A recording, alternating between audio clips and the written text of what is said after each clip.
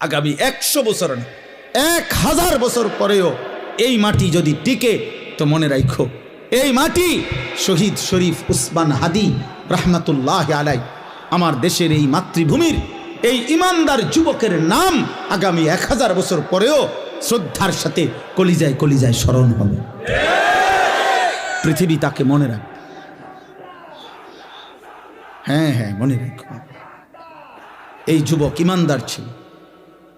33 বছর বয়সী এক যুবক, যে সুনির্দিষ্ট কোনো রাজনৈতিক দলের সদস্য ছিল না, যে একাই মেহনত করে গেছে আধিপত্যবাদের বিরুদ্ধে, আগ্রাসনের বিরুদ্ধে, মাতৃভূমির প্রতি ইঞ্চি জমিন হেফাজত করতে চেয়েছে। তার সামর্থ্যের সবটুকু দিয়ে সে বলেছে, সে পাক্কা নামাজি ছিল, 5 ওয়াক্ত নামাজ পড়ত, ফজরের নামাজ প্রতিদিন জামাতে পড়ত, ফজরের নামাজ ক্যাম্পেইন করত, সাথীদেরকে ফজরের নামাজের জন্য উঠাইতো, ফজরের নামাজের বন্ধুদেরকে সাথে নিয়ে এরপরে ঢাকা 8 সংসদীয় আসনে ওয়ার্কিং করত প্রতিদিন ফজরের নামাজের পরে। তুমি খবরে দেখো, তুমি শুনো, দেখো এক যুবক একই সাথে ঈমান এবং দেশপ্রেম দুইটাই তার মধ্যে সমান তালে ছিল।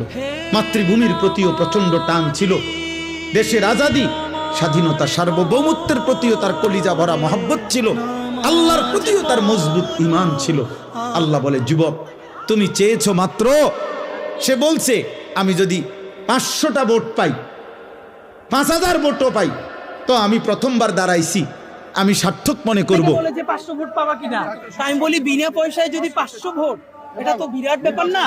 আমাদের তো টার্গেট আগামী 2 দিন না, আগামী 50 বছর ব্যাপী বাংলাদেশের রাজনীতি করতে চাই আমরা, এবং নতুন রাজনীতি নির্মাণ করতে চাই। এই 500 ভোট একদিন ইনশাআল্লাহ 5 কোটি হয়ে যাবে আল্লাহ চাইলে ইনশাআল্লাহ। আসমানওয়ালা রব বলেন, আমি তোকে 18 কোটি মানুষের ভালোবাসা দিয়ে দিলাম, যা গোটা মাটির ভালোবাসা দিয়ে দিলাম। তুমি যুবক চেয়েছো 500 ভোট, আলহামদুলিল্লাহ আলহামদুলিল্লাহ। কি আশ্চর্য যুবক বলো, এই দেশের লক্ষ আলেম, মুফতি, মুহাদ্দিস, ইমাম, খতিব, মুয়াজ্জিন, ওয়াইজ, পীর, বুজুর্গ, আউলিয়া, তালিবে ইলম, হাফেজে কোরআন, আল্লাহর দ্বীনের সবাই, আবার সাধারণ থেকে সাধারণ মানুষ, রিস্কাওয়ালা, ট্রাকওয়ালা, ঠেলাওয়ালা, কুলিওয়ালা, দিন মজুর, বুড়া মানুষ, জওয়ান মানুষ, বাচ্চা মানুষ, সব তার জন্য চোখের পানি ফেলে অঝরে কাঁদছে। এই জন্য যুবক, মরিলে এমন মরাই মইর, বাঁচলে এমন বাছাই বাইছ। নারী দেখে দেখে মরে যাইবা, এমন সুন্দর শেষ করে দিলা হায়াত। উলঙ্গ ছবি দেখতে দেখতে আব্বা মরে যাইবা, নর্তকী দেখতে দেখতে। অথচ নারীর চাহিদা তো স্বাভাবিক চাহিদা, এটা তো আল্লাহ প্রত্যেকের পূরণ করছে। নারীর চাহিদা পূরণ না হইলে স্বামী স্ত্রী হয় কেমনে, বিবাহ হয় কেমনে? নারীর চাহিদা পূরণ না হইলে এই পৃথিবীতে মানব প্রজন্ম এই পর্যন্ত আইবে না। এটা তো একটা কমন বিষয়, একেবারেই সাধারণ একটা বিষয়। এটার জন্য নিজে বুঝি এত চরিত্রহীন হয়ে যাইতে হবে? ছি ছি ছি ছি ছি বেটা, থো বেটা, খা পুরুষ, অপদার্থ বেটা।